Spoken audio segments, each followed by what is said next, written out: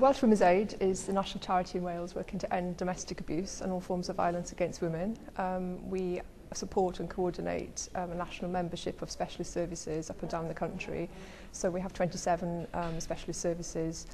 delivering support for families and communities in Wales, from refuges, community-based support and helplines. Welsh Women's Aid is coming up to our 40th year in 2018, and one of the things we've developed is a project called 40 Voices, 40 Years, to commemorate our movement to end domestic abuse and all forms of violence against women in Wales. And we really want to make sure that we can capture the memories and the materials and the information